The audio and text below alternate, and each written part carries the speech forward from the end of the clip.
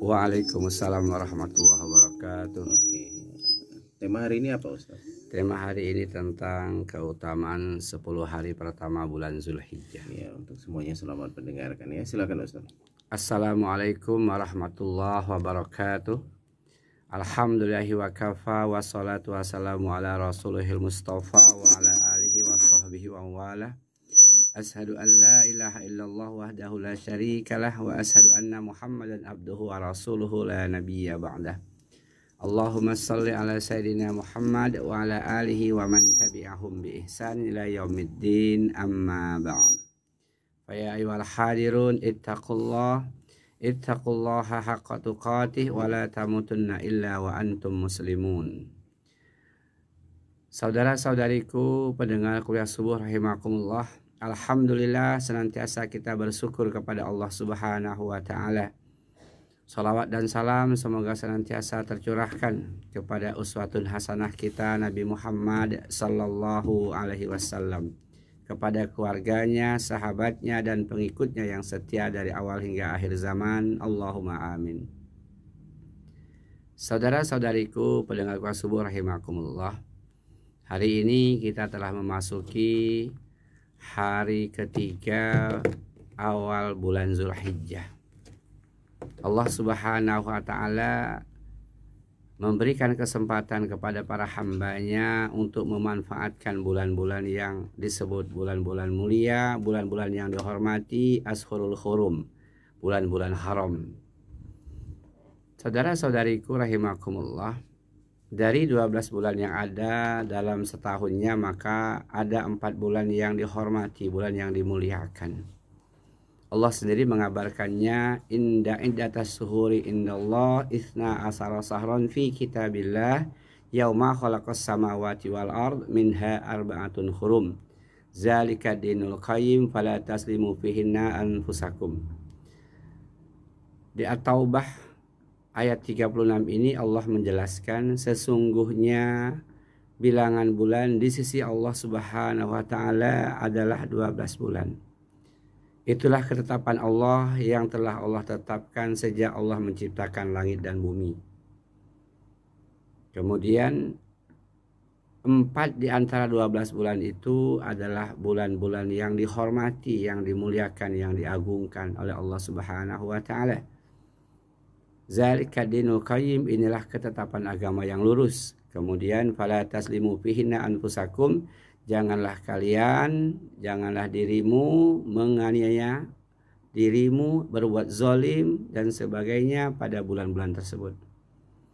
Nah, saudara-saudariku rahimakumullah, Allah menyebutkan minha arba'atun hurum, ada 4 bulan yang dihormati. Kemudian Rasulullah SAW menjelaskan as-sanatu isna asara sahron minha arba'atun hurum. Rasulullah merincinya apa saja bulan tersebut, bulan-bulan yang mulia, yang terkadang sebagian dari umat Islam hanya fokus pada Ramadan, padahal ada 4 bulan lainnya yang juga Allah muliakan, Allah agungkan. Sehingga Nabi menjelaskan salasun mutawaliyat wa Zulqa'dah wa Zulhijjah wal Muharram. Kata Nabi SAW, as-sanatu itsna asara saron minha arba'atun hurum. Dalam setahun itu ada 12 bulan dan ada 4 bulan yang dimuliakan. Lalu Nabi melanjutkan salasun mutawaliyat, 3-nya berturutan, berurut-urutan, yakni Zulqa'dah, Zulhijjah dan Muharram. Kemudian yang satunya terpisah, Rajabu Mudhar allazi baina Jumada wa Sa'ban. Yang satunya terpisah yakni bulan Rajab Mudhar, bulan yang terletak antara bulan Jumadil Akhir dan bulan Sa'ban.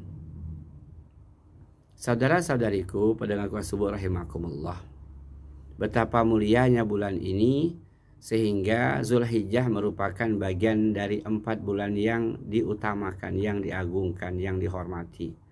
Kemudian di bulan Zulhijjah juga kita tahu adalah puncaknya haji. Al-hajju ashhurum ma'lumat. Al-hajju arafatu, kata Rasulullah. Haji itu adalah Arafah. Karena pada tanggal 9 Zulhijjah semua jamaah haji harus berkumpul di Arafah, wukuf di Arafah.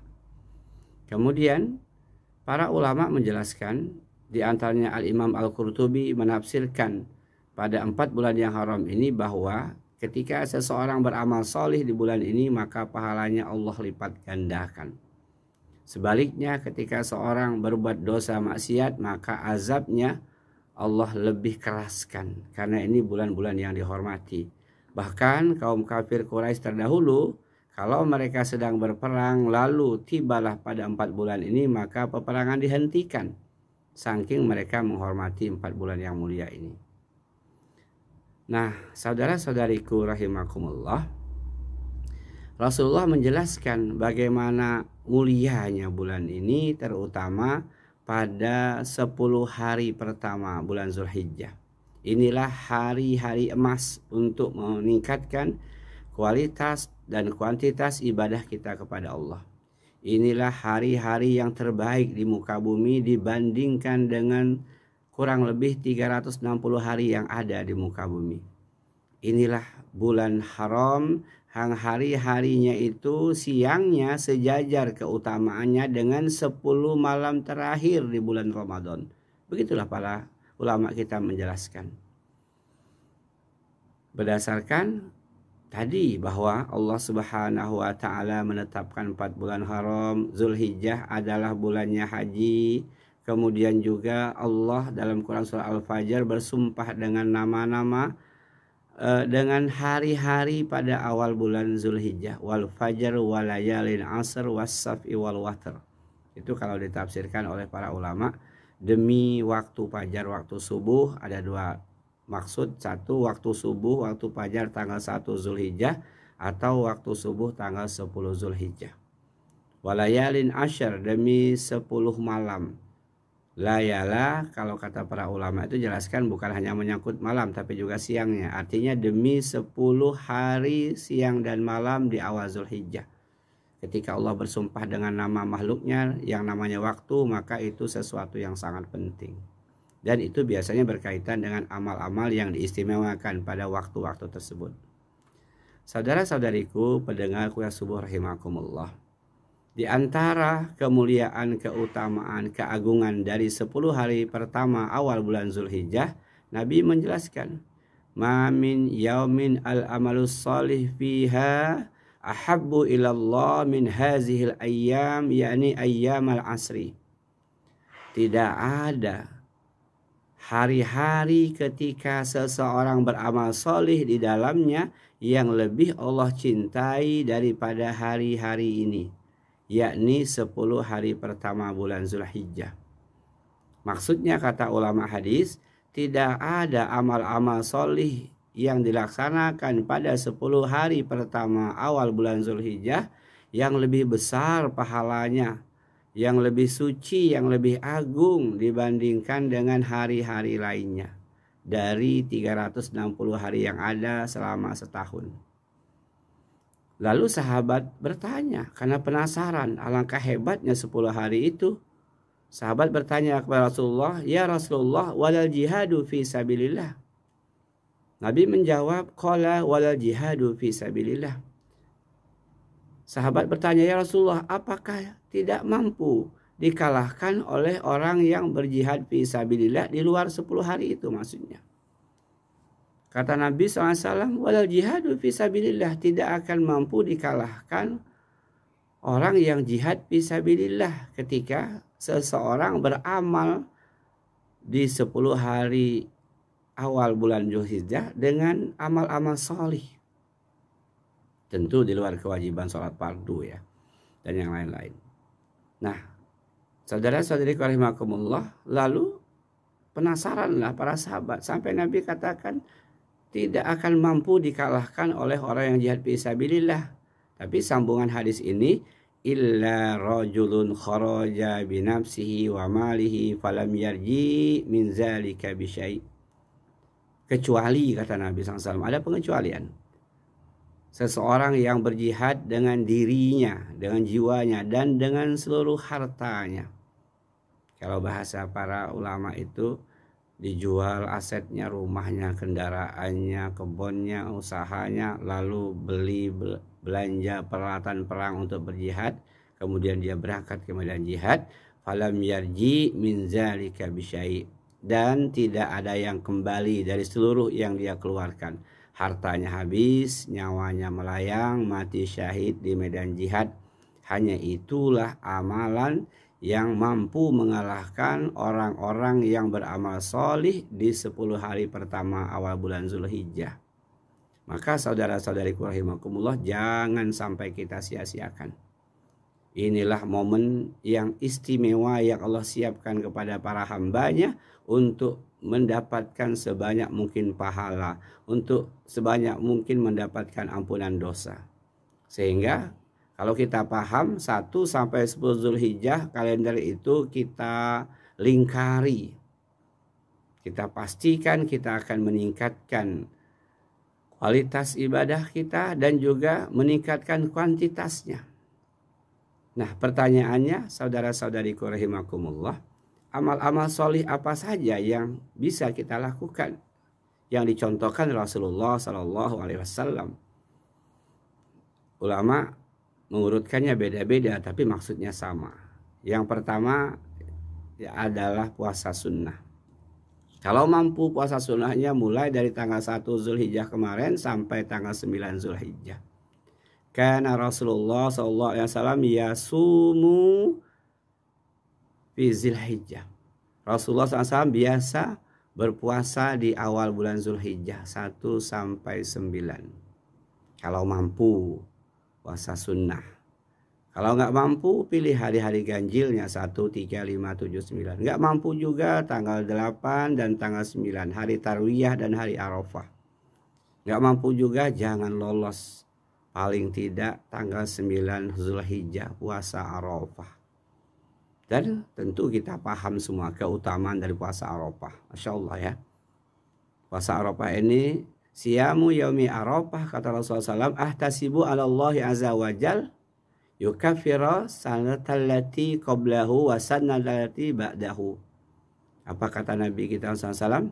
Puasa Arafah tanggal 9 Zulhijjah, aku berharap kepada Allah, Allah akan mengampuni dosa orang yang melaksanakan puasa Arafah setahun sebelumnya dan setahun sesudahnya. 2 tahun, Masya Allah. Bonus istimewa. Orang-orang yang berpuasa pada tanggal 9 Zulhijjah, yakni pada hari Arafah atau puasa Arafah. Nah, minimalnya itu kita laksanakan. Kalau nggak mampu 1 sampai 9. Kemudian di samping puasa sunnah, amal solih apalagi yang mesti kita lakukan, kita tingkatkan. Nah, yang kedua ini jamaah rahimakumullah, sudah jarang orang melakukannya atau hanya sedikitlah para pelakunya, yakni memperbanyak zikir kepada Allah berupa tahlil, takbir, tahmid, tasbih. Takbiran lah bahasa kitanya. Allahu Akbar, Allahu Akbar, la ilaha illallah, wallahu akbar, Allahu Akbar, walillahil hamd. Mana dalilnya bahwa kita diperintahkan sejak tanggal 1 Zulhijjah untuk memperbanyak zikir berupa takbir, tahlil, tahmid, tasbih? Kata Nabi SAW, ma min ayyamin a'zamu indallah wala ahabbu ilaihi al-amalu min hazihil ayyam. Tidak ada amal-amal yang agung dan dicintai oleh Allah pada hari-hari 10 pertama bulan Zulhijjah, kecuali amal-amal yang diperintahkan kepada kita untuk fa'aksirut fihinna bitahlil wat takbir wat tahmid. Maka perbanyak takbir, tahlil, tahmid, tasbih. Nah, saudara-saudariku rahimakumullah, ini yang kedua yang diajarkan oleh para ulama kita, perbanyak zikir kepada Allah yang kita sebut dengan takbiran. Jadi sejak tanggal 1 nanti sampai tanggal 13 puncaknya, hari-hari tasyrik. Takbirnya boleh hanya dengan 2 kali takbir, Allahu Akbar, Allahu Akbar, la ilaha illallah, Allahu Akbar, walillahil hamd.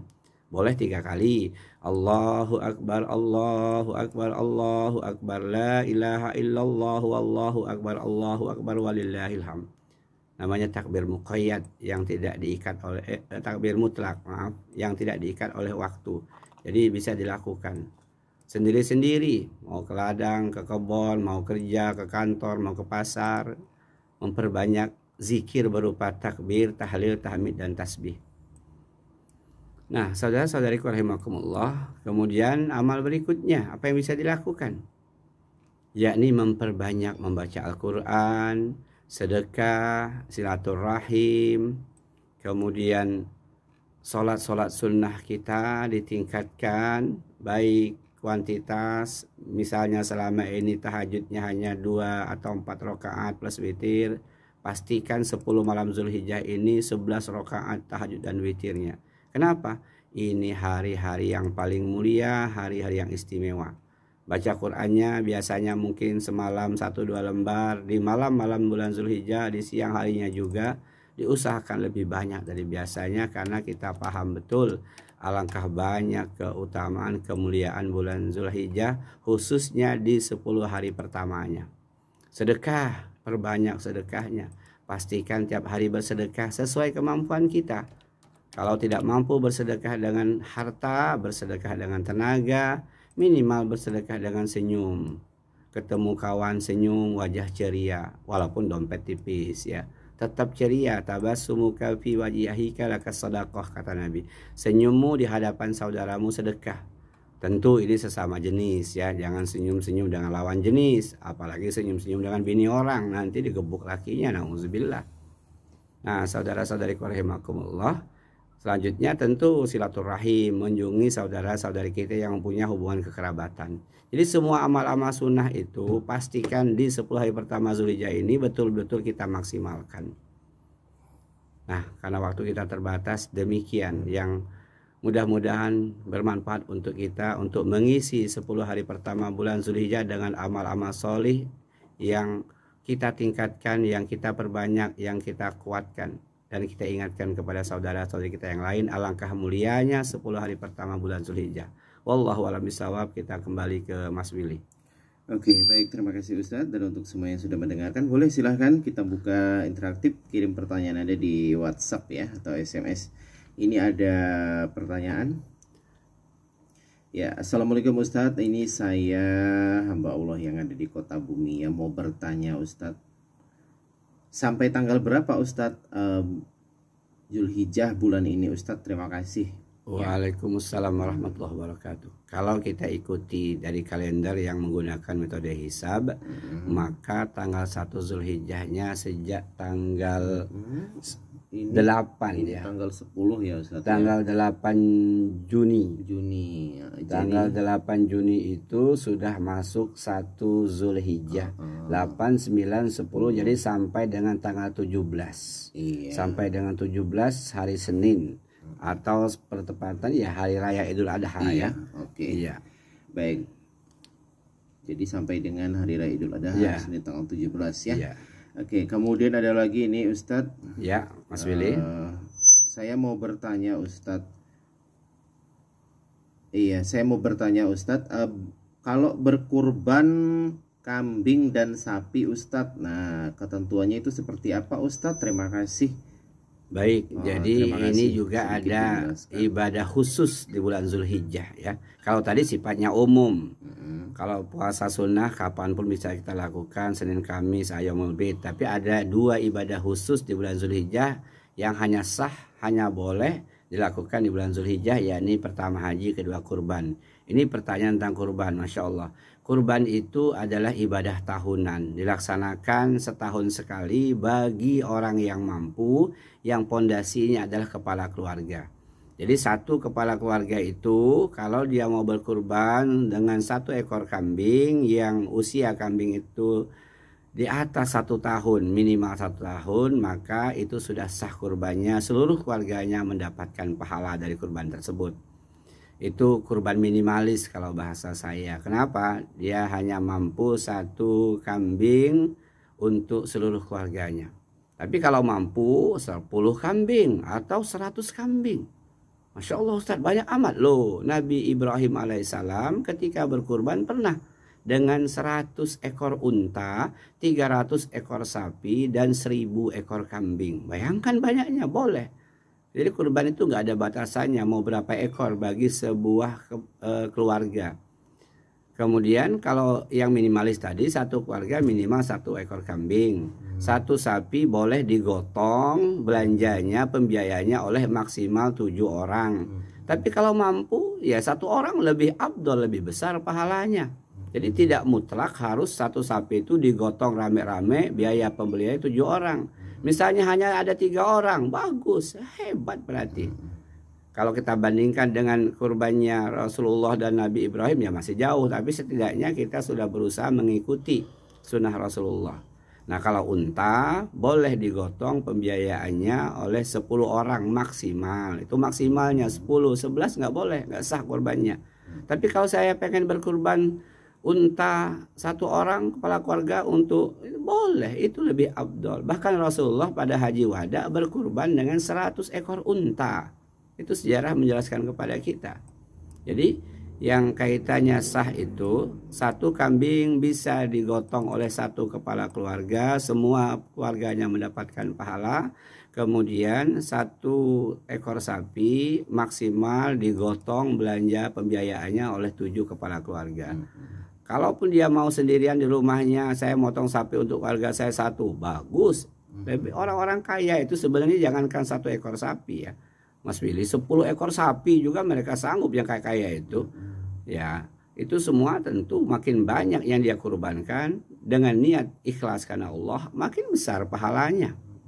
Demikian saudaraku yang bertanya, wallahu a'lam bishawab. Ya, baik, terima kasih Ustadz penjelasannya ya untuk yang sudah bertanya pagi hari ini. Baik, silakan Ustadz, ada yang ditambahkan rangkuman ya sekaligus sebagai penutup. Baik, dalam penutup kajian subuh kita ini, pastikan bahwa kita manfaatkan hari-hari istimewa 10 hari pertama di bulan Zulhijjah semaksimal mungkin. Inilah hari-hari emas, hari-hari terbaik di antara 1 tahun yang ada. Jangan sampai kita samakan dengan hari-hari yang sebelumnya.